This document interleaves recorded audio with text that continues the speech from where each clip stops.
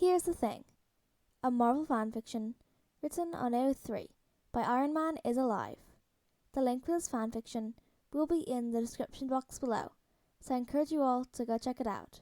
Here's the thing. Harley knows. Peter wanted to keep the whole web-slinging spider vigilante thing a secret, but it's hard to keep secrets from your twin brother, especially since Harley wound up sleeping on the floor in Peter's room because his had a vent right over the bed that made him cold.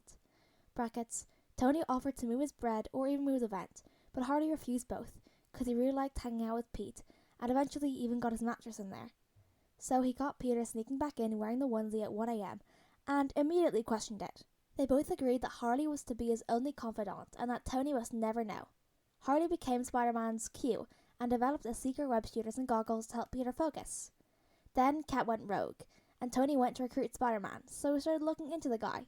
Imagine his shock when he found out that his 14-year-old sons were keeping a big secret. But he was desperate. Spider-Man went to Berlin. Spider-Man fought Captain Freaking America, and then Spider-Man was grounded for a month. Tony did let Peter keep helping people though, once he found out about Peter's powers and healing abilities. He let Peter keep the suit, carrying it all, as long as Peter kept Tony well informed of where he was and what he was doing. And it worked perfectly. Peter had a set of rules he had to obey at all times so he could keep being a superhero. 1. Don't turn off the baby monitor protocol. 2. Call Tony if anything happens. 3. Return home immediately if injured. Karen is monitoring your vitals and will snitch. 4. Curfew is midnight. Even Spider-Man needs to sleep. And 5. Being Spider-Man is a privilege. Abuse it and lose it. He was very strict at adhering to these rules.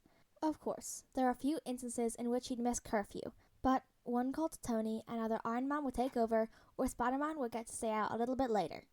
He did sometimes ignore / not notice an injury, and he did get in trouble for that a few times, but he's getting better. Tony trusts him, isn't that cool? The rules were definitely annoying at times, but Peter decided it was better to have the rules and save lives than ignore the rules and not be allowed to. With great power becomes great responsibility, after all.